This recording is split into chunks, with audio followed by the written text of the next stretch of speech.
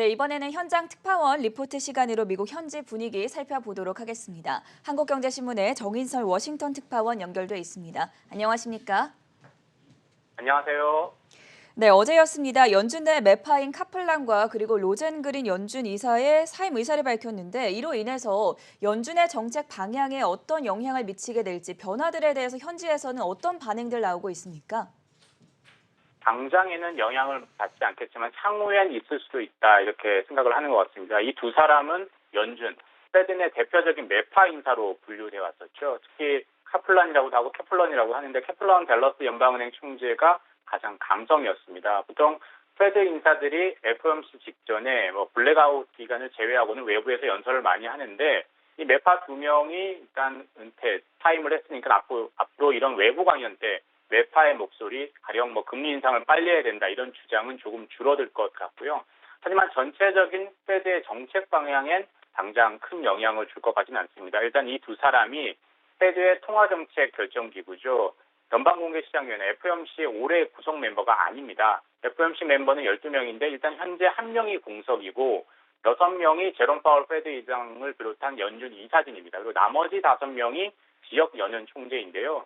6명의 연준 이사진의 의견이 거의 같고 그리고 지역 연은 총재 중 뉴욕 연은 총재 당연직이죠. FED 이사진과 거의 의견을 같이 하고 있습니다. 과반이 같은 생각이라는 거고요. 그래서 대부분 파월 의장의 생각대로 갈 가능성이 큽니다. 다만 내년, 내후년이 페드의 정책 변화가 있을 것으로 예상되는 전환점으로 꼽히고 있죠. 로젠그렌 보스턴 연은 총재가 원래대로라면 사임을 안 했더라면 내년, 캐플런 댈러스 연은 총재가 내후년에 FOMC 멤버 투표권을 가지게 되는데 이 두 사람의 후임자가 누가 되느냐에 따라서 페드 정책에 약간은 영향을 받을 수도 있을 것 같습니다.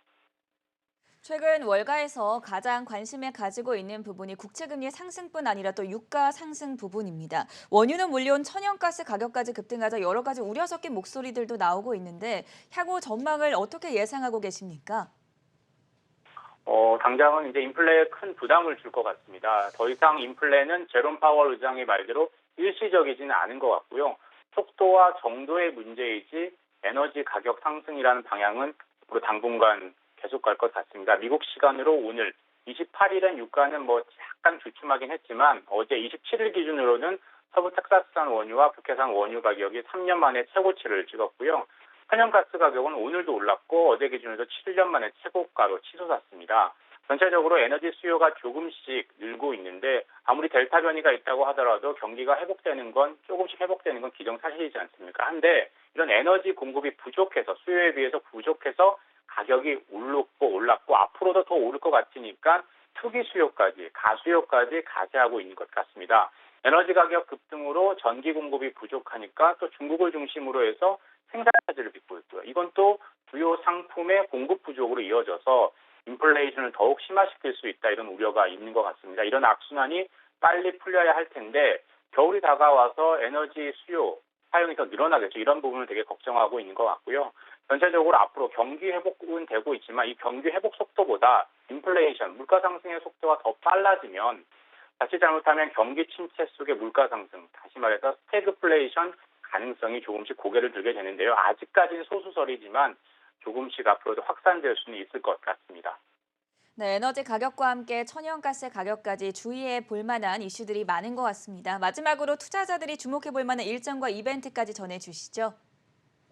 현재까지 이번 주는 워싱턴이 주목받는 워싱턴 위크인 것 같은데요.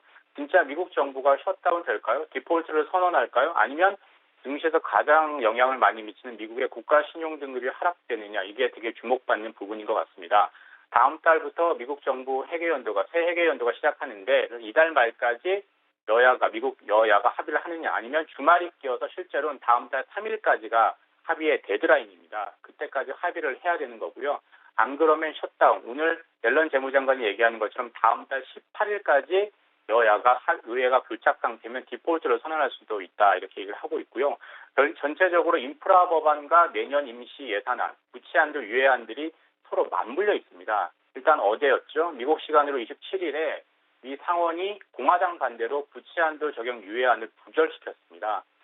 앞으로 3조 5천억 달러 복지 지출을 미국 민주당 내부에서 의견을 조율해서 대폭 줄이거나 아니면 부채 한도 유예 방안이라도 통과시키는 방향으로 갈 가능성이 큽니다.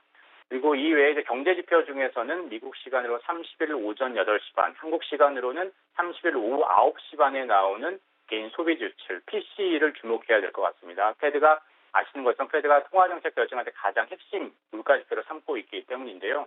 7월엔 이 지표가 전년 대비해서 3.6% 뛰었습니다. 30년 만에 최고치였고요. 팬데믹 이후에 전달 대비로서 많이 보는데 8월 들어 물가 상승이 완화됐다고는 하지만 PC 근원 물가, 에너지와 식품을 뗀 근원 물가가 계속 고공행진 중이어서 여전히 3%대 이상을 상회했을 가능성이 크니까 이 지표를 주목해서 봐야 될 것 같습니다. 그 어느 때보다 워싱턴을 주목하는 한 주인 만큼 오늘은 워싱턴 특파와 연결해 봤고요. 지금까지 한국경제신문의 정인설 기자였습니다. 고맙습니다. 감사합니다.